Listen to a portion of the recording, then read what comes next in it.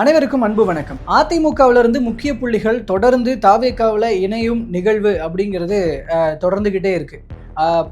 முக்கியமான ஒரு நிகழ்வாக 2 விஜயபாஸ்கர்கள் மற்றும் 2 முன்னாள் அமைச்சர்கள் எல்லாம் சேர்ந்து ஒரு கிட்டத்தட்ட ஒரு 10,000 பேர் அளவிற்கான ஒரு பெரிய ஒரு கும்பலாக தாவேகாவில் இணைந்திருப்பது அப்படிங்கிறது ரொம்பவே கவனிக்கப்பட்ட ஒரு விஷயமாக இருந்தது. அதை தொடர்ந்து சில தகவல்கள் வந்து கொண்டிருக்கிறது. இப்போ நேற்று நடந்த ஒரு முக்கியமான நிகழ்வு அப்படின்னு பார்த்தீங்கன்னா, அதிமுகவினுடைய முன்னாள் அமைச்சராக இருந்த வைகை செல்வன் அவர்கள் அதிமுகவிலிருந்து விலகிறதாக அவர் நேற்று லெட்டர் வெளியிட்டிருந்தார். ஸோ அதனால் வந்து இப்போ அடுத்து அவர் போய் தாவேகாவில் இணையிறதாக தகவல் இருந்தது. ஸோ இன்றைக்கி அந்த நிகழ்வு நடக்கலாம் அப்படின்லாம் இப்போ தகவல் வந்துட்டுருக்கு. இப்போ எல்லாரும் அந்த நிகழ்வு நடக்க போகிறதாக எப்போ நடக்க போகுது அப்படின்னு எல்லாம் காத்துட்ருக்குறாங்க. பனையூர் அலுவலகத்தில் நடக்கிற அந்த நிகழ்வில் விஜய் அவர்களும் பங்கேற்கிறார் அப்படிங்கிற மாதிரியான தகவல்களும் வருது. பட் இதெல்லாம் நடக்கும்போது நம்ம பார்க்கலாம். ஆனால் தகவல்களாக இப்போ இன்று நடக்க போகிற விஷயமாக அது வந்துகிட்டு இருக்கு. இது போல அடுத்தடுத்து முக்கிய நபர்கள் இணைக்கப்படலாம் அப்படின்னு பேசப்படும் பொழுது இது எந்த அளவுக்கு நீளும் அப்படிங்கிற ஒரு கேள்வி இருக்கு இல்லையா? அதில் தற்போது சில வார இதழ்களில் வெளியான தகவல்களின் அடிப்படையில் பார்க்கும் பொழுது சி விஜயபாஸ்கர் அவர்கள் இணைவதற்கு முன்பாகவே அது இணையும் பொழுதும் கூட ஒரு முக்கியமான வாக்குறுதியை தலைமைக்கு, அதாவது தாவேகா தலைமைக்கு கொடுத்திருக்கிறார் அப்படிங்கிற விஷயம். அதனுடைய நெருங்கிய வட்டாரத்தில் இருக்கிற விஷ்ணு ரெட்டி அவர்கிட்ட அவர் ரொம்ப கன்ஃபார்மாக சொன்னார் அப்படின்னு ஒரு தகவல் வந்து வெளியாயிருக்கு. அதாவது என்ன நீங்கள் அக்செப்ட் பண்ணிக்கிட்டீங்க, நான் தாவேகாவில் இணைஞ்சதுக்கப்புறம் இன்னும் ஒரு 5 எம்எல்ஏக்களை ராஜினாமா பண்ண வச்சு நான் தாவேகாவில் சேர்க்க வைக்கிறேன் அப்படின்னு ஒரு வாக்குறுதி கொடுத்ததாக தகவல்கள் வெளியாயிட்டு இருக்கு. அந்த தான் வந்து தாவேகாவில் இணையும் பொழுது அந்த நிகழ்வில் அவர் ஒரு விஷயம் சொன்னார். இது வெறும் ட்ரைலர் தான், மெயின் பிக்சர் இருக்குது, அந்த மெயின் பிக்சரை டெல்டாவில் நான் காட்டுறேன் அப்படின்னு சொல்லியிருந்தார்.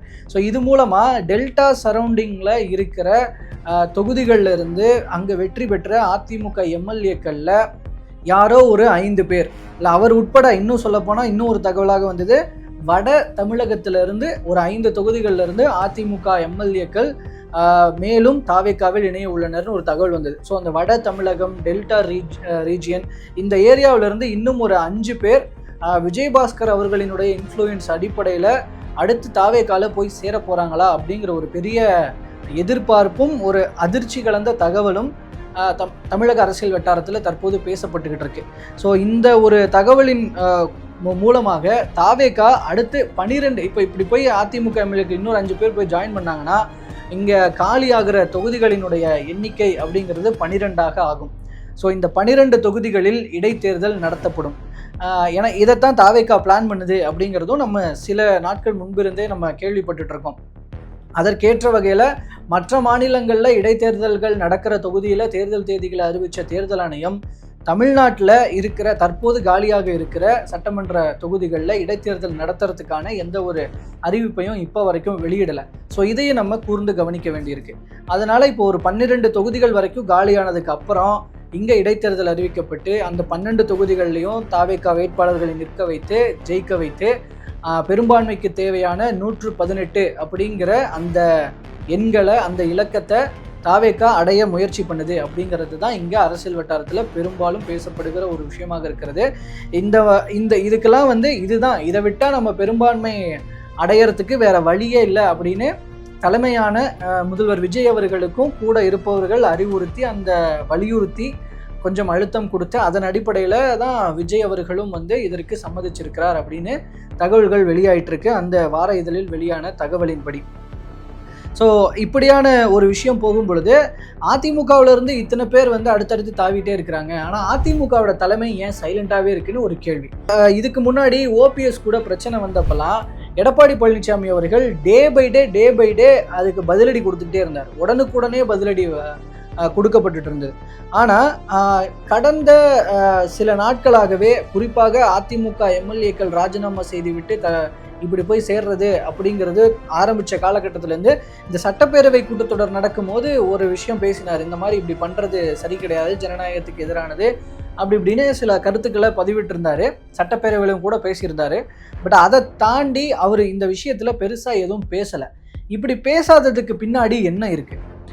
ஒருவேளை உள்ளுக்குள்ளே இருக்கிறவங்களை காப்பாற்றிக்கிறதுக்காக வெளியில் நம்ம எதுவும் பேசாமல் உள்ளுக்குள்ளே இருக்கிற நிர்வாகிகளை முதல்ல பேசி நம்ம அதாவது வெளியில் தெரியாமல் உள்ளுக்குள்ளேயே நம்ம மேட்ரை சரி பண்ணிடலாம் அப்படின்னு பார்ப்பாங்க இல்லையா, ஒருவேளை அந்த முயற்சியில் இருக்கிறாரா அப்படின்னு நம்மளுக்கு ஒரு கேள்வி வரும்பொழுது இன்னொரு முக்கியமான ஒரு தகவல் ஒன்று வெளியாயிட்டு இருக்கு, நாளிதழ்கள் எல்லாம் கூட வருது.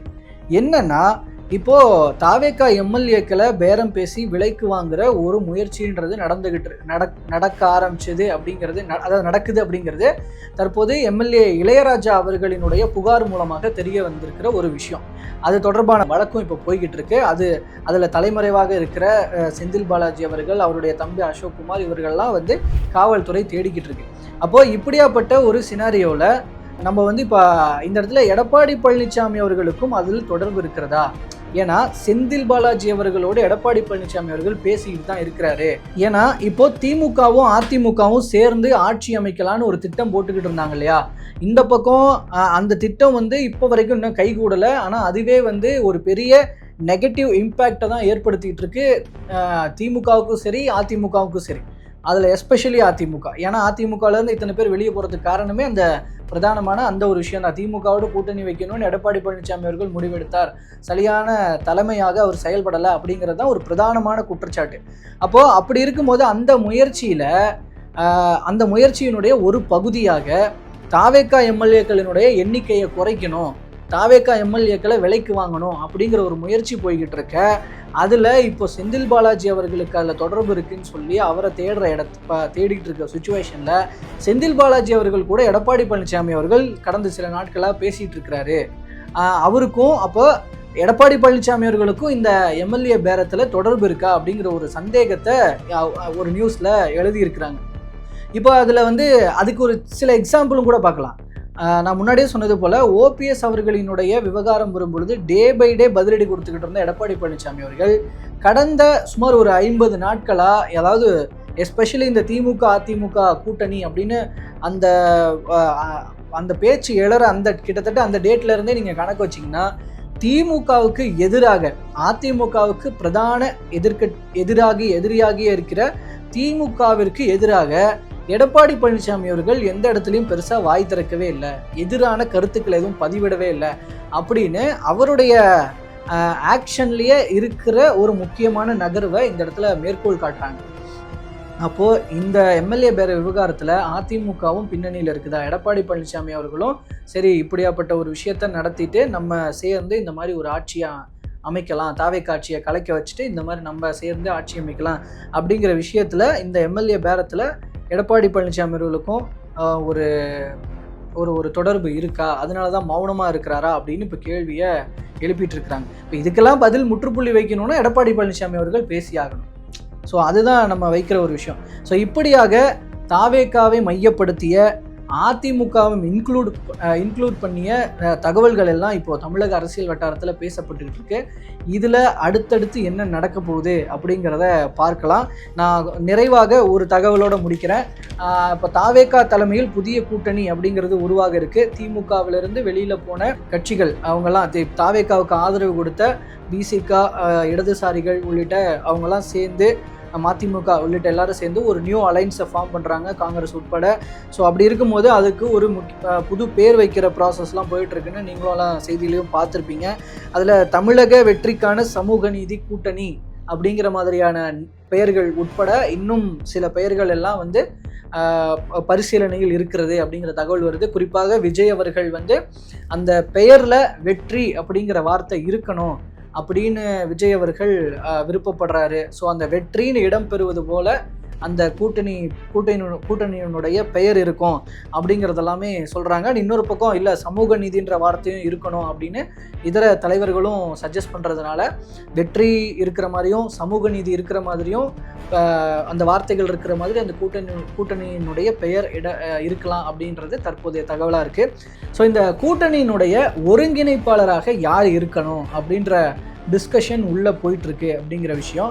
அதில் ஒரு சரி மூத்தவராக இருக்கிற வைகோ அவர்களை நியமிக்கலாமா அப்படின்னு ஒரு பக்கம் பேச்சு.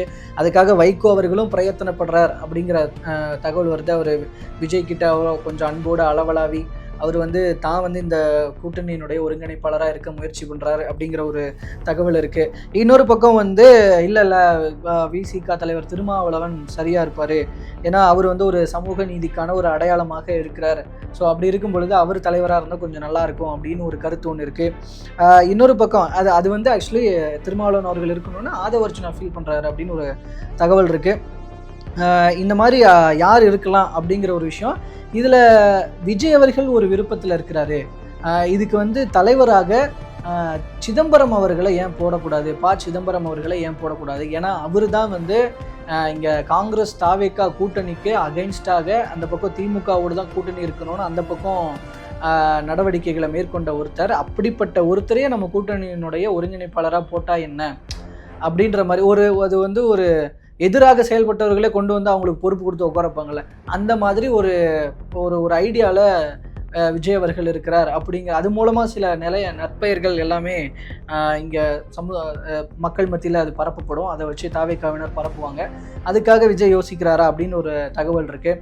இல்லை ஃபைனலி வந்து இல்லை விஜய் அவர்களையே வந்து நம்ம கூட்டணியினுடைய தலைமையாக போட்டுடலாம் அப்படின்னு ஒரு பேச்சு இருக்குது. இப்படியெல்லாம் பேச்சுகள் இருக்க இதில் வந்து யாரை ஒருங்கிணைப்பாளராக போட போகிறாங்க, என்ன பெயர் சூட்ட போகிறாங்க அப்படிங்கிறது இன்னும் கொஞ்ச நாளில் தெரிய வந்துடும். இதில் இந்த மாதத்தினுடைய ஒரு 3வது வாரத்தில் ஏதாவது ஒரு டேட்டில் வந்து மறுபடியும் தாவேகாவினுடைய இந்த கூட்டணி தோழமை கட்சிகளினுடைய கூட்டம் அடுத்து நடக்க இருக்கு. மேபி அந்த கூட்டத்தில் இந்த எல்லா கேள்விகளுக்கும் இல்லை எல்லா யூகங்களுக்கும் ஒரு பதில் கிடைச்சிரும் அப்படின்னு எதிர்பார்க்கலாம். ஸோ இதில் தொடர்ந்து அடுத்தடுத்து என்ன நடக்குது அப்படிங்கிறத பார்ப்போம். தாவேகா அடுத்து என்ன பிளான் போடுறாங்க அப்படிங்கிறது, அந்த தங்களுடைய ஆட்சியை ஸ்ட்ரென்தன் பண்ணிக்கிறதுக்கு என்னென்ன பண்ண போகிறாங்க அப்படிங்கிறத பார்க்கலாம். அடுத்தடுத்த நகர்வுகளை பற்றி பேசலாம். ஸோ அந்த தகவல்களோடு அடுத்து நடக்க போகிற முக்கியமான தகவல்களோடு உங்களை நான் சந்திக்கிறேன். நன்றி.